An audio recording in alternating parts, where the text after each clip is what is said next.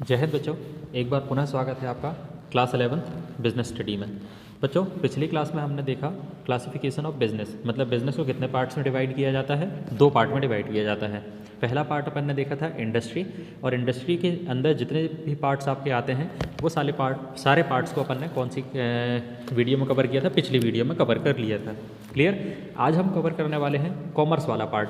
दो पार्ट में डिवाइड होता है, इंडस्ट्री एंड कॉमर्स। इंडस्ट्री वाला पार्ट पिछली वीडियो में कवर हो चुका है, आज हम कवर करेंगे कॉमर्स वाला पार्ट। क्लियर है। चलिए देखते हैं कि कॉमर्स में क्या क्या चीज़ें आती हैं। क्लियर है। It refers to all those activities which help directly और indirectly in the distribution of goods to the ultimate consumer. क्या बोल रहा है कि कॉमर्स जो होता है वो एक ऐसी एक्टिविटी है जो हमें हेल्प करती है डायरेक्टली और इनडायरेक्टली, मतलब प्रत्यक्ष या अप्रत्यक्ष रूप से। किस पर्पस के लिए? Distribution of goods to the ultimate consumer, मतलब जो गुड्स बिजनेस के द्वारा बनाया जा रहा है उस गुड्स को किसके पास तक पहुंचाना है? कंज्यूमर्स के पास तक पहुंचाना है, ग्राहकों के पास तक पहुंचाना है। तो ग्राहकों के पास तक उस गुड्स को पहुंचाने का काम किसके द्वारा किया जाता है? कॉमर्स के द्वारा किया जाता है, चाहे वो प्रत्यक्ष रूप से हो या फिर अप्रत्यक्ष रूप से। क्लियर है। Next, there is no point of producing goods unless they reach to the ultimate consumer. जब तक गुड्स अपने ग्राहकों तक नहीं पहुंच जाता उसके बनने का कोई पॉइंट नहीं होता है। क्लियर है। अगर कंज्यूमर उस गुड्स को खरीद रहा है तो उसके बनने का रीज़न है, अदरवाइज उसका कोई रीज़न नहीं है ना। बिजनेस के द्वारा ये देखा जाता है कि कंज्यूमर किस चीज़ की डिमांड कर रहा है। जिस चीज़ की मार्केट में डिमांड होगी बिजनेसमैन उसी चीज़ को प्रोड्यूस करेगा, अननेसेसरी किसी भी गुड्स का प्रोडक्शन नहीं करेगा। तो क्या बोला जा रहा है कि गुड्स प्रोड्यूस तो हो गया है लेकिन उसकी कोई वैल्यू मार्केट में नहीं है, नहीं होगी। जब तक नहीं होगी तब तक वो ग्राहकों के पास तक ना पहुंच जाए। क्लियर है। फाइनली जब वो ग्राहक के पास पहुंच जाएगा तब उसकी वैल्यू होगी। क्लियर है। इसके पहले तक उसकी कोई वैल्यू नहीं होगी। All the problems oblique hindrance are solved by commerce. जितनी भी प्रॉब्लम्स होती है कॉमर्स के बिजनेस में, वो सारी प्रॉब्लम्स को किसके द्वारा सॉल्व किया जाता है? कॉमर्स के माध्यम से सॉल्व किया जाता है। क्लियर है। देखते हैं कौन कौन सी प्रॉब्लम्स को सॉल्व करती है। तो रिमूवल ऑफ, साइड में लिखा हुआ है removal of hindrance of person. Persons मतलब कौन? दो टाइप के पर्सन्स होते हैं बच्चों, है ना। एक पर्सन वो है जो प्रोड्यूस करने का काम करेगा, उसको हम बोलेंगे प्रोड्यूसर, उत्पादन करता, है ना, या उत्पादक। क्या बोलेंगे अपन? उत्पादक। जो पर्सन गुड्स बनाने का काम करता है उसे हम बोलते हैं प्रोड्यूसर या उत्पादक, और जो पर्सन उस गुड्स को कंज्यूम करेगा उसको अपन बोलेंगे कंज्यूमर, या फिर उसको बोलेंगे अपन ग्राहक। क्लियर है। दो तरह के, दोनों पर्सन्स की समस्याओं को सॉल्व करने का काम कौन करता है? कॉमर्स करता है।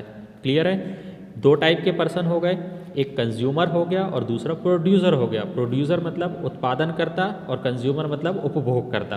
क्लियर है। दोनों की बहुत सारी समस्याएं होती हैं, उन समस्याओं को सॉल्व करने का काम कौन करता है? कॉमर्स करता है। क्लियर है। Next, hindrance of place. Clear है। गुड्स कहीं और बनाया जाता है और उसका कंजम्पशंस किसी और प्लेस पे होता है। क्लियर है। तो उन प्लेस की समस्याओं को भी सॉल्व करने का काम कौन करता है? कॉमर्स करता है। कैसे करता है? ट्रांसपोर्ट के माध्यम से करता है। किसके माध्यम से करता है? ट्रांसपोर्ट के माध्यम से। कैसे? एक जगह बनाया गया, मान लो कहाँ बनाया गया? पीतमपुर में बनाया गया। ठीक है। अब पीतमपुर से में गुड्स बन तो चुका है, अब उस गुड्स को क्या करना है? अन्य ज़िलों में पहुंचाना है। तो अन्य ज़िलों में किसके माध्यम से पहुंचाया जाएगा? ट्रांसपोर्ट के माध्यम से पहुंचाया जाएगा, या तो थ्रू ट्रक या तो फिर ट्रेन के माध्यम से। क्लियर है। ये चीज़ें हो गई। Next, hindrance of time. अब टाइम गैप भी होता है बच्चों, तो टाइम गैप को कवर करने के लिए हम किसकी हेल्प लेते हैं? वेयर हाउसिंग की हेल्प लेते हैं। क्लियर है। कैसे हेल्प लेंगे वेयर हाउसिंग की? हम गुड्स को बनाने के बाद एक ऐसी प्लेस पे ले जाके उस स्टोर कर देंगे कि भैया जिस टाइम पे ग्राहक हमसे मांगेगा हम उसी टाइम पे उस गुड्स को उसको अवेलेबल करवा देंगे। क्लियर है। तो टाइम की भी जो समस्या होती है, टाइम गैप जो होता है, उस टाइम गैप को भी कवर करने का काम किसके माध्यम से किया जाता है? कॉमर्स के माध्यम से किया जाता है। कॉमर्स की कौन सी ब्रांच होती है बच्चों? वो वेयर हाउसिंग ब्रांच होती है। क्लियर है। चलिए next, hindrance of risk. Risk को किसके माध्यम से सॉल्व किया जाता है? थ्रू इंश्योरेंस, है ना। बहुत सारे इंश्योरेंस आज के टाइम पे चल रहे हैं। बिजनेस में बहुत सारी रिस्क भी होती है कि भैया कहीं गुड्स हमारा ख़राब ना हो जाए, कहीं कोई चोरी ना हो जाए, है ना। इस तरह की जो समस्याएं होती हैं उन समस्याओं को इंश्योरेंस के माध्यम से हम कवर कर देते हैं। इंश्योरेंस हमारे गुड्स को क्या देती है, प्रोटेक्शन देती है कि भैया अगर आपका गुड्स जल जाएगा तो उस जले हुए गुड्स पे हम आपको क्या देंगे, कंपनसेशन देंगे। अगर आपका गुड्स चोरी हो जाता है तो चोरी होने के केस में भी हम आपको उसका कंपनसेशन देंगे। क्लियर है। चलिए, हिंड्रेंस ऑफ फाइनेंस। फाइनेंस मतलब वित्त की जो समस्या होती है ना। बिजनेस में बहुत ज़्यादा पैसा लगता है, बिना पैसे के कोई काम तो होता नहीं है। तो उन पैसों की समस्याओं को भी सॉल्व करने का काम किसके माध्यम से किया जाता है, कॉमर्स के माध्यम से किया जाता है। कॉमर्स की कौन सी ब्रांच होती है, वो बैंकिंग एंड फाइनेंस। बैंकिंग और फाइनेंस के माध्यम से हम जो वित्त की समस्या होती है उस वित्त की समस्या को सॉल्व करने का काम करते हैं। क्लियर। नेक्स्ट आपका दिया गया है हिंड्रेंस ऑफ इंफॉर्मेशन। ग्राहक और, है ना, प्रोड्यूसर को कैसे पता चलेगा कि भैया मार्केट में क्या चीज़ चल रही है, किस चीज़ की डिमांड है, और कंज्यूमर को कैसे अपनी ज़रूरतों को पूरा करने के लिए एक प्लेस से दूसरे प्लेस में इन्फॉर्मेशन पहुंचानी पड़ेगी। क्लियर है। तो उस चीज़ की इन्फॉर्मेशन, है ना, जो प्रोड्यूसर प्रोडक्ट को बना रहा है, अब उस प्रोडक्ट की इन्फॉर्मेशन कैसे पहुँचाए वो ग्राहकों तक, तो उसके लिए एक टूल दिया गया है कॉमर्स के माध्यम से, उसका नाम है एडवर्टाइजिंग। क्या दिया गया है, एडवर्टाइजिंग मतलब विज्ञापन। विज्ञापन के माध्यम से जो प्रोड्यूसर होता है वो अपने प्रोडक्ट की डिटेल्स, प्राइस और उसकी क्वालिटी के बारे में किसको नॉलेज देता है, कंज्यूमर को नॉलेज देता है। तो वही इन्फॉर्मेशन की जो समस्या होती है कि एक प्लेस से दूसरे प्लेस तक इन्फॉर्मेशन कैसे पहुंचाई जाए, कंज्यूमर्स को नॉलेज कैसे दिया जाए, जो खरीदार हैं, क्रय करता है, उनके पास तक नॉलेज कैसे पहुंचे, इन्फॉर्मेशन कैसे पहुंचे। तो कॉमर्स की एक ब्रांच है जिसका नाम है एडवर्टाइजिंग, विज्ञापन। विज्ञापन के माध्यम से एक प्लेस से दूसरे प्लेस तक उस इन्फॉर्मेशन को पहुंचाया जाता है। क्लियर है। चलिए आगे देखते हैं कि कॉमर्स को कितने पार्ट्स में डिवाइड किया जाता है। चलिए देखते हैं क्लासिफिकेशन ऑफ कॉमर्स। कॉमर्स को बच्चों दो पार्ट में डिवाइड किया जाता है। पहला पार्ट है हमारा ट्रेड और दूसरा पार्ट है हमारा एड्स टू ट्रेड। ट्रेड मतलब व्यापार। ट्रेड मतलब क्या होता है बच्चों, व्यापार, है ना। अब व्यापार अपन जब करेंगे तो व्यापार के कुछ सहायक भी होते हैं, तो उन सहायकों को बोला जाता है एड्स टू ट्रेड या ऑक्सिलरी टू ट्रेड। क्लियर है। ट्रेड को देखते हैं दो पार्ट में डिवाइड होता है। एक होम ट्रेड होता है ना, जिसको अपन बोलते हैं इंटरनल, और एक होता है फॉरेन, जिसको अपन बोलते हैं एक्सटर्नल। एक्सटर्नल ट्रेड होता है और इंटरनल ट्रेड होता है। इंटरनल ट्रेड मतलब देश के अंदर, और एक्सटर्नल मतलब देश के बाहर, जिसको अपन फॉरेन बोलते हैं, है ना, विदेश। चलिए होम में क्या होता है, होम मतलब इंटरनल। इंटरनल हमारे घर में एक तो रिटेलर होता है और दूसरा होता है बच्चों होलसेलर, है ना। रिटेलर मतलब कौन, हमारे आस पड़ोस में जो टक शॉप होती हैं, है ना, जो दुकानें होती हैं, किराना शॉप होती है, बहुत सारी छोटी छोटी शॉप्स होती हैं, वहाँ जाके हम क्या करते हैं, अपने सामान को परचेस कर लेते हैं। जिस चीज़ की ज़रूरत हमें होती है उस चीज़ को हम परचेस कर लेते हैं। तो वो जो छोटी शॉप वाला जो व्यक्ति है उसको बोला जाता है रिटेलर। क्या बोला जाता है बच्चों, रिटेलर। और रिटेलर जिसके पास से सामान खरीद के लाता है वो कहलाता है होलसेलर। क्या कहलाता है, होलसेलर। मतलब बल्क में जो सामान बेचता है। हम तो क्या करते हैं, अगर जाएंगे मार्केट में तो उस दुकानदार को बोलेंगे भैया एक बिस्किट का पैकेट दे देना, तो हम एक खरीद के लाएंगे। तो एक बिस्किट का पैकेट बेचने वाला जो व्यक्ति होता है उसको बोला जाता है रिटेलर। क्लियर है। अब जो रिटेलर जिससे सामान खरीद के लाता है वो कहलाता है होलसेलर। अब जो बेचने वाला है, जो दुकानदार है, वो क्या एक बिस्किट का पैकेट लाएगा उसके पास से खरीद के, नहीं लाएगा। क्लियर है। वो बल्क में एक पूरी पेटी लाता है, 100 की 100 बिस्किट के पैकेट लेके आता है। अब 100 बिस्किट का पैकेट कौन बेचता है, होलसेलर बेचता है। क्लियर है। उसको वो कम दाम में भी देता है, ठीक है। लेकिन हमारे पास जो प्राइस लिखा होता है उसी प्राइस पे हमको वो चीज़ें रिसीव होती हैं। तो इंटरनल ट्रेड में दो व्यक्ति होते हैं, एक होता है रिटेलर और दूसरा होता है होलसेलर। जो व्यक्ति बल्क में सामान बेचता है वो होलसेलर कहलाता है, और जो फुटकर में बेचता है, चुटपुट, एक एक दो दो तीन तीन, तो वो कहलाता है आपका रिटेलर। क्लियर है। तो ट्रेड दो पार्ट में डिवाइड हुआ, एक इंटरनल और दूसरा एक्सटर्नल। इंटरनल मतलब होम और एक्सटर्नल मतलब फॉरेन। अब फॉरेन में क्या होता है वो देखते हैं। एक्सटर्नल ट्रेड में, एक्सटर्नल ट्रेड को तीन पार्ट में डिवाइड किया गया है। एक है एक्सपोर्ट। एक्सपोर्ट मतलब निर्यात। एक्सपोर्ट मतलब निर्यात, मतलब हमने अपने देश में गुड्स को बनाया और उसको कहाँ भेज दिया, फॉरेन कंट्री, वो कहलाता है एक्सपोर्ट। इम्पोर्ट मतलब आयात, कि फॉरेन कंट्री में गुड्स बना और उस गुड्स को हमने कहाँ बुलवाया, इंडिया में बुलवाया। क्लियर, वो कहलाएगा इम्पोर्ट। और तीसरी चीज़ होती है एंटरपोर्ट। क्या कहलाती है, एंटरपोर्ट। एंटरपोर्ट मतलब क्या होता है कि एक देश से खरीदा, मतलब दूसरे, हमारे इंडिया की बात नहीं कर रहे अपन, हमने मान लो अमेरिका से खरीदा और अमेरिका से खरीद के उसको किसको बेच दिया, चीन को बेच दिया। किसको बेच दिया, चीन को बेच दिया, या फिर किसी अदर कंट्री को बेच दिया, तो वो कहलाता है हमारा एंटरपोर्ट। क्या कहलाता है, एंटरपोर्ट, कि दूसरी फॉरेन कंट्री से खरीदा और तीसरी फॉरेन कंट्री को उस गुड्स को बेच दिया ज़्यादा दामों में। क्लियर है, तो वो कहलाएगा एंटरपोर्ट। इंपोर्ट मतलब दूसरे देश में बना, मतलब अमेरिका में बना और उसको अपन इस्तेमाल कहाँ कर रहे हैं, इंडिया में लाके, तो वो कहलाएगा इंपोर्ट। इंडिया में बनाया और इंडिया से बना के अमेरिका को बेच दिया, तो वो कहलाएगा एक्सपोर्ट। और अमेरिका से खरीदा और अदर देश को बेच दिया, तो वो कहलाएगा एंटरपोर्ट।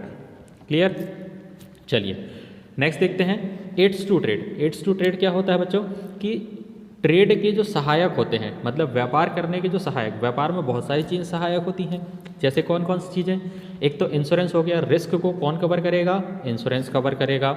फिर बोल रहा है कम्युनिकेशन, कम्युनिकेशन मतलब एडवर्टाइजिंग, विज्ञापन किसके माध्यम से दिया जाएगा, इन्फॉर्मेशन किसके माध्यम से दी जाएगी, नॉलेज कंज्यूमर तक किसके माध्यम से पहुंचाया जाएगा, तो वो होता है कम्युनिकेशन, है ना। दूसरा जिसको अपन बोलते हैं एडवर्टाइजिंग। तीसरा आपका बोल रहा है टूरिज्म, है ना, बहुत सारे ऐसे दर्शनीय स्थल होते हैं, है ना, उन दर्शनीय स्थल तक पहुंचाने का काम भी किसका है ना, तो किसके माध्यम से हम उन चीज़ों को, उनके दर्शन करवा पाएंगे दूसरे कंट्री से आने वाले व्यक्तियों के, टूरिज्म के माध्यम से, है ना। फिर बोल रहा है वेयर हाउसिंग, हम गुड्स को कहाँ रखते हैं सुरक्षित, वेयर हाउस में रखते हैं। एक स्थान से दूसरे स्थान तक गुड्स को पहुँचाने के लिए किसका उपयोग करते हैं हम, ट्रांसपोर्ट का उपयोग करते हैं, है ना। हमारी चीज़ों के विज्ञापन के लिए हम किसका उपयोग करेंगे, एडवर्टाइजिंग का उपयोग करेंगे। और अगर पैसों की हमको कमी पड़ जाएगी बिजनेस में, तो हम किसका उपयोग करेंगे, बैंकिंग एंड फाइनेंस। तो ये सारे जो कंटेंट्स नीचे दिए गए हैं, ये आपके हैं एड्स टू ट्रेड, मतलब ट्रेड के सहायक। क्लियर, तो बच्चों दो पार्ट में डिवाइड हो गया कॉमर्स, एक ट्रेड और दूसरा एड्स टू ट्रेड। चलिए देखते हैं trade. Trade refers to buying and selling of goods and services, वस्तुओं और सेवाओं के क्रय विक्रय को ही क्या बोला जाता है, व्यापार बोला जाता है या ट्रेड बोला जाता है।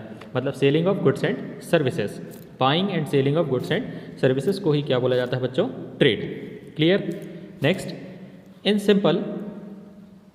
Simple words it refers to exchange of goods and services, मतलब गुड्स और सर्विसेज को क्या किया जाता है, एक्सचेंज किया जाता है। एक्सचेंज मतलब कि विनिमय किया जाता है दोनों के मध्य, ठीक है, तो उस चीज़ को भी क्या बोला जाएगा, trade. The trade segment of commerce brings together the manufacturer and the consumer, मतलब मैन्युफैक्चरर और कंज्यूमर के बीच में एक ब्रिज बनाने का काम करता है, एक सेगमेंट होता है, लिंक बनाने का काम करता है दोनों के बीच में, किसके माध्यम से, कॉमर्स के माध्यम से। तो ट्रेड का जो सेगमेंट होता है वो कौन है, मतलब कॉमर्स का सेगमेंट कौन है, ट्रेड है, जिसके माध्यम से मैन्युफैक्चरर और कंज्यूमर के बीच में क्या बनाया जाता है, लिंक बनाया जाता है, उनके दोनों के बीच में संबंध बनाए जाते हैं, ठीक है, ताकि एक बनाने वाला व्यक्ति है और एक उस चीज़ को कंज्यूम करने वाला व्यक्ति है, दोनों के बीच में क्या बन सके, संबंध बन सके। Clear, the traders act as a link between the manufacturer and consumer, consumer और मैन्युफैक्चरर के बीच में एक लिंक का काम करता है कौन, ट्रेडर्स। क्लियर है, चलिए देखते हैं टाइप्स ऑफ ट्रेड। हमने अब भी देखा ट्रेड के दो टाइप होते हैं, एक होम होता है और एक फॉरेन होता है। होम मतलब इंटरनल और फॉरेन मतलब एक्सटर्नल। इंटरनल को दो पार्ट में डिवाइड किया जाता है, रिटेलर और होलसेलर, और एक्सटर्नल को तीन पार्ट में, एक्सपोर्ट, इंपोर्ट और इंटरपोर्ट। हमने अभी देख लिया था, आगे इनका डिस्क्राइब देखते हैं। इंटरनल ट्रेड क्या होता है, it refers to buying and selling of goods and services within the geographical boundary of the country, मतलब जिस कंट्री में हम बिजनेस कर रहे हैं उस कंट्री की सीमा, उस कंट्री की बाउंड्री सीमा के अंदर जो बिजनेस किया जाएगा वो कहलाएगा आपका इंटरनल ट्रेड या home trade. Buying and selling of goods and services, वस्तुओं और सेवाओं का क्रय और विक्रय एक देश की सीमा के अंदर, तो वो कहलाएगा हमारा आंतरिक व्यापार या इंटरनल ट्रेड। क्लियर है, it is also known age home trade या डोमेस्टिक ट्रेड, इसको होम ट्रेड भी बोला जाता है और डोमेस्टिक ट्रेड भी बोला जाता है, मतलब घरेलू व्यापार बोला जाएगा। क्लियर है, इसको घरेलू व्यापार भी बोला जाता है। Here trading takes place in the home country only, home currency only, है ना। होम करेंसी मतलब हमारे यहाँ की इंडिया की करेंसी क्या है, रुपया पैसा, रुपया और पैसा, मतलब रुपये पैसे में ही जो भी ट्रेडिंग होगी वो हमारे देश की सीमा के अंदर होगी, तो उसको अपन क्या बोलेंगे, internal trade. The internal trade is of two types, दो टाइप का होता है, हमने देखा था, एक रिटेलर और दूसरा क्या होता है, होलसेलर। तो पहला देखते हैं अपन यहाँ पे wholesaler. It refers to the buying and selling of goods and services in bulk quantity. हमने बताया था आपको कि जो बल्क में बेचने का काम करता है उसको बोला जाता है होलसेलर, और जो फुटकर में बेचता है, चुटपुट एक एक दो दो तीन तीन आइटम बेचता है, तो वो कहलाता है रिटेलर। ठीक है, तो बल्क में जो क्वांटिटी को सेल करता है या खरीदता है तो उसको बोला जाता है होलसेलर। ठीक, the wholesaler buy goods from manufacturer in bulk. Manufacturer से डायरेक्टली कौन परचेस करता है? होलसेलर करता है। And sell them in small quantities to the retailer, और छोटी छोटी क्वांटिटी में उसको डिवाइड करके किसको बेच देता है? वो रिटेलर को बेच देता है। क्लियर है? होलसेलर वो व्यक्ति होता है जो बल्क में किससे खरीदता है? मैन्युफैक्चरर से, बनाने वाले व्यक्ति से, इंडस्ट्री से डायरेक्ट खरीद लेता है। क्लियर? और उसको थोड़ा थोड़ा करके फिर किसको बेचता है? वो रिटेलर को बेचता है। A large amount of capital is required in wholesale trade. Wholesale trade के लिए बहुत ज़्यादा अमाउंट ऑफ कैपिटल की ज़रूरत पड़ती है, क्योंकि बल्क में खरीद रहा है और बहुत लमसम खरीद रहा है, तो उसके लिए कैपिटल भी ज़्यादा लगेगी। देखते हैं, मैन्युफैक्चरर के पास से गुड्स किसके पास तक जाता है? होलसेलर के पास जाता है। होलसेलर बल्क में पूरा सामान को खरीद लेता है और छोटे छोटे उसको हिस्सों में डिवाइड करने के बाद किसको बेच देता है? वो रिटेलर को बेच देता है। क्लियर? मैन्युफैक्चरर से गुड्स किसके पास गया? होलसेलर के पास। होलसेलर के पास से किसके पास गया? रिटेलर के पास। क्लियर बच्चों? चलिए, रिटेल ट्रेड क्या होता है? Retail trade it refers to buying and selling of goods and services in small quantity. छोटी छोटी क्वांटिटी में अगर खरीदना और बेचना है ना, वो क्या कहलाता है? आपका retail trade. The retailers buy goods from the wholesaler, किसके पास से खरीदता है? होलसेलर के पास से खरीदता है। एंड किसको बेचता है? कंज्यूमर्स को बेचता है। किसको बेचता है? कंज्यूमर, ग्राहकों को बेचता है ना। रिटेलर गुड्स किससे खरीदता है? होलसेलर से, और बेचता किसको है? कंज्यूमर्स को बेचता है। A large amount of capital is not required in retail trade. Retail trade करने के लिए ज़्यादा कैपिटल की ज़रूरत नहीं पड़ती, थोड़ा बहुत कैपिटल की ज़रूरत पड़ती है उस पर, जिससे हमारा रिटेल ट्रेड स्टार्ट हो जाता है। ठीक है, कम पैसों में भी रिटेल अपन कर सकते हैं। The retailer has to maintain a large variety of goods, मतलब बहुत सारी वेराइटी ऑफ गुड्स को वो क्या करता है? मेंटेन करके रखता है। जिस टाइप के गुड्स की रिक्वायरमेंट उसके एरिया में होगी, उन सारे गुड्स को वो क्या करेगा? थोड़ी थोड़ी क्वांटिटी में अपने पास रख लेगा, ताकि उनकी सप्लाई बनी रहे। क्लियर है? देखते हैं, फ्लो चार्ट दिया है। मैन्युफैक्चरर से गुड्स किसके पास जाता है? होलसेलर के पास। होलसेलर से गुड्स किसके पास जाता है? रिटेलर के पास। और रिटेलर से फिर गुड्स किसके पास जाता है बच्चों? कंज्यूमर के पास। क्लियर? चलिए आगे देखते हैं। External trade. एक्सटर्नल ट्रेड मतलब बाह्य व्यापार, है ना। बाह्य व्यापार मतलब कि दूसरे देश में करना है। अब दूसरे देश में कैसे करेंगे? It refers to the buying and selling of goods and services beyond the geographical boundary of a country. मतलब हमारे देश की सीमा से बाहर क्या करना? वस्तुओं और सेवाओं का क्रय और विक्रय, वो चीज़ कहलाता है आपका एक्सटर्नल ट्रेड, बाह्य व्यापार। ठीक। It is also known as international oblique foreign trade. Foreign trade भी बोला जाता है और इंटरनेशनल ट्रेड भी बोला जाता है। बाह्य व्यापार, है ना, अंतर्राष्ट्रीय व्यापार, विदेशी व्यापार, इसको अपन बोल सकते हैं। इन external trade the market is very wide. बहुत ज़्यादा बड़ा होता है इसका मार्केट, है ना। एक देश की सीमा से अलग चला गया है अपन, है ना, मतलब दूसरे देश तक अपन व्यापार कर रहे हैं, तो इसका जो एरिया होगा वो क्या होगा? बहुत बड़ा होगा। Here trading takes place in terms of foreign currency only. क्या बोल रहा है कि एक्सटर्नल जो ट्रेड होगा वो फॉरेन करेंसी में होगा बच्चों। फॉरेन करेंसी, हमारे देश में तो रुपया पैसा चलता है, अमेरिका में डॉलर चलता है ना, तो डॉलर्स में होगा। अगर अमेरिका के साथ अपन व्यापार कर रहे हैं तो डॉलर्स में होगा, अदर कंट्री में कर रहे हैं तो अदर कंट्री की जो करेंसी होगी उसमें व्यापार होगा। मतलब कि फॉरेन करेंसी में ही क्या होता है? व्यापार होता है। The external trade involves completion of various rules and regulations such as licensing, custom clearance etcetera. इन सारी रूल्स, बहुत सारे ऐसे रूल्स होते हैं, रेगुलेशंस होते हैं जिनको फॉलो करना पड़ता है जब हम एक्सटर्नल ट्रेड करते हैं तब। लाइक लाइसेंसिंग, लाइसेंस लेना पड़ता है दूसरे देश से गुड्स को खरीदने और बेचने के लिए, है ना। कस्टम क्लियरेंस करना पड़ता है। कस्टम क्लियरेंस मतलब क्या कि एक देश की सीमा से दूसरे देश की सीमा में क्या आ रहा है? गुड्स आ रहा है, तो वहाँ पे कुछ बहुत सारे क्या लगते हैं? टैक्सेस लगते हैं। उन टैक्सेस को हमको पहले पेड करना पड़ता है। इसके अलावा बहुत सारे रूल्स एंड रेगुलेशंस होते हैं, उनको ही फॉलो करना पड़ता है। किसमें? एक्सटर्नल ट्रेड में। इंटरनल ट्रेड में इन सब चीज़ों की जरूरत नहीं पड़ती। क्लियर है? चलिए next. External trade is of 3 types. कितने टाइप्स का होता है? 3 तरह का होता है। एक होता है, अपन ने देखा था, एक्सपोर्ट, दूसरा होता है इम्पोर्ट, और तीसरा होता है इंटरपोर्ट। एक्सपोर्ट को देखते हैं क्या होता है ना। It refers to sale of goods to a foreign country और कंट्रीज। मतलब दूसरे देश में बेचना गुड्स को, है ना। Sale of goods in foreign countries, दूसरे देश में हम क्या कर रहे हैं? गुड्स को बेच रहे हैं। मतलब हमारे देश में बनाया और दूसरे देश में बेच दिया, ये कहलाता है हमारा एक्सपोर्ट। एक्सपोर्ट मतलब होता है निर्यात।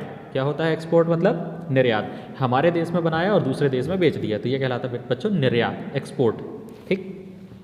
Exports creates inflow of foreign currency, मतलब हमने अपने देश में बनाया और दूसरे देश में बेचा, तो दूसरे देश की फॉरेन करेंसी क्या होगी, हमारे देश में आएगी, इनफ्लो होगी, है ना, हमारे देश की फॉरेन करेंसी बढ़ेगी, मतलब हमारे देश में फॉरेन करेंसी की मात्रा क्या होती जाएगी, बढ़ते जाएगी। And therefore they are termed as positive item, और वो हमारे लिए क्या कहलाएगी, पॉजिटिव आइटम कहलाएगी। Exports results in increasing the foreign exchange reserves of any country, मतलब हमारे देश में दूसरे देश की करेंसी क्या होती जा रही है, बढ़ते जा रही है, तो फॉरेन एक्सचेंज रिजर्व हमारा क्या होते जाएगा, बढ़ते जाएगा। ठीक है, चलिए देखते हैं। इम्पोर्ट ट्रेड, इम्पोर्ट मतलब क्या होता है बच्चों, आयात, इम्पोर्ट मतलब आयात, दूसरे देश में बना और उस चीज़ को अपन अपने देश में लाके क्या कर रहे हैं, इस्तेमाल कर रहे हैं। It refers to purchase of goods, यहाँ क्या बोल रहा है, परचेस करना, परचेस कर रहे हैं। एक्सपोर्ट के केस में हम सेल कर रहे थे, मतलब हमारे देश में बना रहे थे दूसरे देश में बेच रहे थे, अब दूसरे देश से खरीद के हम क्या कर रहे हैं, अपने देश में लाके इस्तेमाल कर रहे हैं, उसका उपयोग कहाँ करेंगे, अपने देश में, दूसरे देश से खरीदा और यहाँ लाके इस्तेमाल किया, तो purchase of goods from foreign countries. इस केस में क्या होगा बच्चों, imports create outflow of foreign currency, अब हमारे देश से हमारा जो रुपया पैसा वो कहाँ चला जाएगा, दूसरे देश में चला जाएगा, मतलब जितनी भी फॉरेन करेंसी हमने इकट्ठी करके रखी थी, रिजर्व करके रखी थी, वो फॉरेन करेंसी हमको क्या करना पड़ेगा, उन सामने वाले को पेड करना पड़ेगा, मतलब फॉरेन करेंसी हमारे पास से जाती जाएगी, आउटफ्लो। एक्सपोर्ट कर रहे थे तो इनफ्लो हो रहा था फॉरेन करेंसी का, अब इम्पोर्ट कर रहे हैं तो आउटफ्लो होगा। क्लियर है। Therefore they are termed as negative item, ये हमारे लिए क्या कहलाएगा, नेगेटिव कहलाएगा, क्योंकि हमारे देश से फॉरेन करेंसी जाते जा रही है। क्लियर है, क्योंकि फॉरेन करेंसीज की जो वैल्यू होती है हमारे रुपए पैसे से बहुत अधिक होती है, जब वो हमारे पास इनफ्लो होती है तो पॉजिटिव साइन होता है ये, और हमारे पास से जब वो कम होने लगती है फॉरेन करेंसी तो हमारे लिए वो नेगेटिव साइन है। Clear. Imports result in decreasing the foreign exchange reserve, मतलब जो रिजर्व हमारे पास है, हमारी कंट्री के पास फॉरेन करेंसी का, वो रिजर्व क्या होता है, कम होता है इम्पोर्ट के केस में, और एक्सपोर्ट के केस में वो चीज़ इंक्रीज होती है। ठीक है। इम्पोर्ट ऑफ टेक्नोलॉजी और capital goods is encourage more as compare to consumer goods, consumer goods को अधिक से अधिक मात्रा में बनाने के लिए फॉरेन करेंसी, फॉरेन टेक्नोलॉजी या फॉरेन गुड्स को अपन क्या करते हैं, कैपिटल गुड्स को परचेस करते हैं कंज्यूमर गुड्स को बनाने के लिए, ताकि अधिक से अधिक मात्रा में प्रॉफिट कमाया जा सके। क्लियर है, ये चीज़ कहलाती है बच्चों इम्पोर्ट, मतलब दूसरे देश में बना और उसको यहाँ हमने परचेस करके लाए और यहाँ उसका इस्तेमाल करेंगे, तो ये कहलाएगा इम्पोर्ट। और हमारे देश में बनाया और दूसरे देश में क्या कर दिया, बेच दिया, तो वो कहलाएगा आपका एक्सपोर्ट। एक्सपोर्ट मतलब होता है निर्यात और इंपोर्ट मतलब होता है आयात। आगे देखते हैं। Entrepot, entrepot it refers to import of goods from for the purpose of export. क्या बोल रहा है कि गुड्स को इंपोर्ट तो किया है, लेकिन किस पर्पस के लिए किया है, एक्सपोर्ट करने के लिए किया है। किस पर्पस के लिए किया गया है, एक्सपोर्ट के लिए, मतलब एक कंट्री से खरीदा, मतलब दूसरी कंट्री से खरीदा और तीसरी कंट्री को सेल कर दिया। पहली कंट्री तो हमारी हो गई इंडिया, इंडिया ने अमेरिका से खरीदा और किसको बेच दिया, चाइना को बेच दिया। तो ये जो प्रोसेस है ये कहलाती है इंटरपोर्ट। क्या कहलाती है, इंटरपोर्ट, कि परचेस किया है किस पर्पस के लिए, एक्सपोर्ट करने के लिए। हमने अमेरिका से खरीदा और किसको बेच दिया, चाइना को बेच दिया, तो ये कहलाएगा इंटरपोर्ट। ठीक। And in entrepot the goods are purchased from a foreign country but not for consumption in home country, मतलब हमारी कंट्री में कंजम्पशन के लिए नहीं खरीदा हमने, किसके लिए खरीदा, but for selling these goods to the some other foreign country, other foreign country के लिए अपन ने उसको खरीदा है। ठीक है, ये चीज़ है कि हमारे देश ने खरीदा तो है, हमारी कंट्री हमारे यहाँ पे आया तो है, इंडिया में आया है वो गुड्स, लेकिन हमारे उपयोग के लिए नहीं आया। हम उस गुड्स को क्या करेंगे, किसी अदर कंट्री को बेच देंगे। अमेरिका से खरीदा, चाइना को बेचा, चाइना से खरीदा, अमेरिका को बेचा। क्लियर, हम अपने आप के लिए यूज़ के लिए नहीं रखेंगे। तो ऐसे इम्पोर्ट और एक्सपोर्ट को अपन क्या बोलते हैं, इंटरपोर्ट। क्लियर है, चलिए आगे देखते हैं। एड्स और auxiliary to trade. Aids to trade क्या कहलाती है, हमने बोला था कि ट्रेड के जो सहायक होते हैं वो कहलाते हैं हमारे ऑक्सिलरी टू ट्रेड, है ना।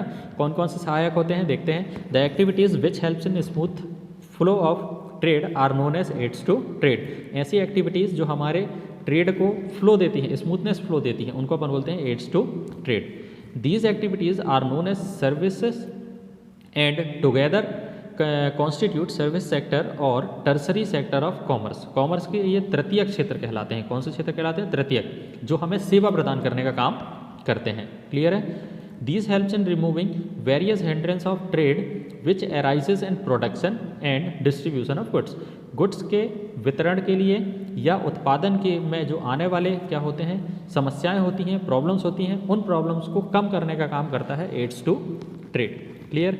Like transport and communication, banking and finance, insurance, advertising और वेयर हाउसिंग. क्लियर बच्चों? चलिए देखते हैं.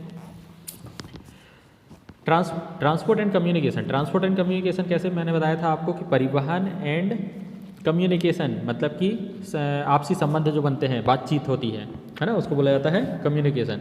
Transport refers to the movement of goods from one place to another place. Transport किससे रेफर करता है? मूवमेंट ऑफ गुड्स को एक प्लेस से दूसरे प्लेस तक पहुंचाने के लिए. There is a big place gap between the place where the goods are produced and the place where they are consumed. मतलब बहुत ज़्यादा गैप होता है कि जहाँ पे गुड्स को बनाया गया है और फाइनली उसको कंजम्पशंस के लिए किसी अदर प्लेस में जाना पड़ता है. तो उस गैप को कम करने का काम कौन करता है? ट्रांसपोर्ट एंड कम्युनिकेशन करता है. Clear? This obstacle of place is removed by transport. इस तरह के ऑब्स्टिकल्स को, इस तरह की जो दुविधाएँ होती हैं, इनको कम करने का काम कौन करता है? ट्रांसपोर्ट करता है. Transport is helpful in movement of goods. मतलब मूवमेंट ऑफ गुड्स, एक स्थान से दूसरे स्थान तक गुड्स को ले जाने के लिए कौन हेल्पफुल होता है? ट्रांसपोर्ट. रॉ मटेरियल को भी एक प्लेस से दूसरे स्थान तक ले जाने के लिए transport. Resource and even the labour from one place to another place. और लेबर्स को भी एक प्लेस से दूसरे प्लेस में ले जाने के लिए किसका उपयोग करते हैं अपन? ट्रांसपोर्ट का उपयोग करते हैं. क्लियर है? Communication helps in exchange of information between producer, consumer and traders.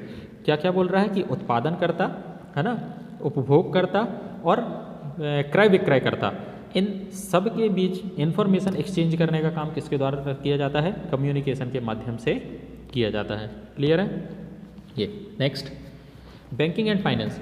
Banks and financial institutions provides credit facility like loan etcetera to provide finance for smooth flow of business activities.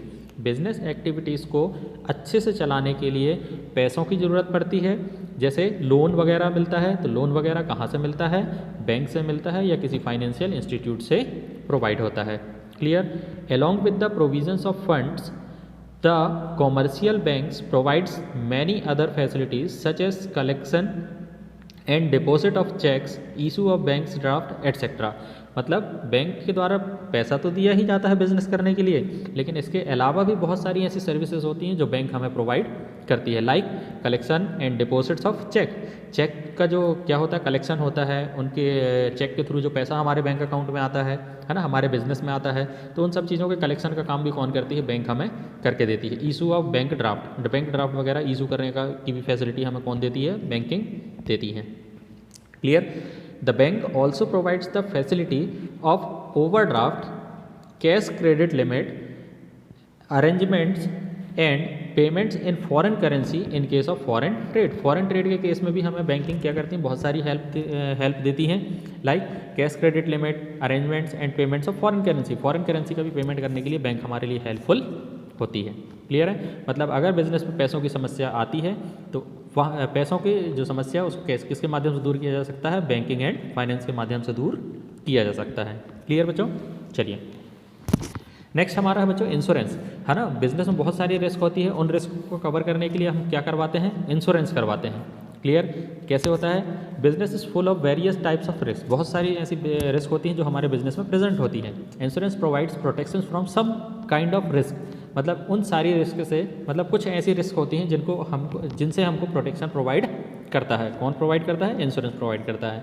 Insurance is a contract between the insurer and insured. Clear? मतलब एक insurance करवाने वाला व्यक्ति और insurance करने वाला व्यक्ति, उन दोनों के बीच में एक कॉन्ट्रैक्ट होता है कि भैया आपकी जितनी भी रिस्क होगी, जो भी रिस्क होगी, उस रिस्क को कवर हम करेंगे.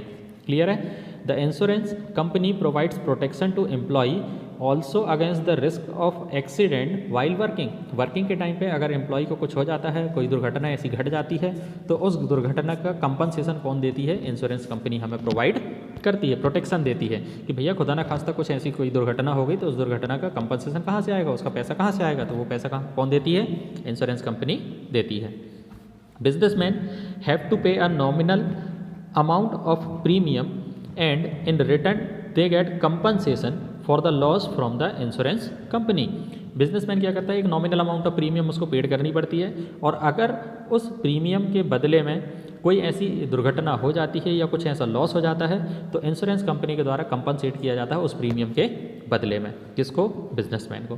क्लियर है? चलिए आगे देखते हैं। Where housing. वेयर हाउस मतलब भंडार गृह जो होते हैं हमारे, भंडारण जिसको अपन बोलते हैं, है ना। हमारे गुड्स को टाइम गैप कम करने के लिए हम किसका उपयोग करते हैं? वेयर हाउसिंग का उपयोग करते हैं। Usually there is a time gap between the production and consumption of goods. Production और कंजम्पशन के बीच में कुछ टाइम गैप होता है ना। ऐसा थोड़ा ना है कि जिस दिन अपन ने गुड्स को बनाया उसी दिन वो कंज्यूमर तक पहुंच गया और कंज्यूम हो गया, ऐसा नहीं होता है। टाइम गैप होता है ना, ड्यूरेशन होता है। आपने देखा होगा जो भी प्रोडक्ट बनता है उसके ऊपर एक्सपायरी डेट भी लिखी होती है कि बेस्ट बिफोर 6 मंथ, मतलब 6 महीने तक लग सकते हैं उसको, उस प्रोडक्ट को बिकने में। क्लियर है? बेस्ट बिफोर 12 मंथ्स, या फिर कहीं की तो 2-2, 3-3 साल की वैलिडिटी होती है, इस तरह की। ठीक है, तो उस टाइम गैप को कम करने का काम कौन करता है? वेयर हाउस करता है। ठीक, कैसे?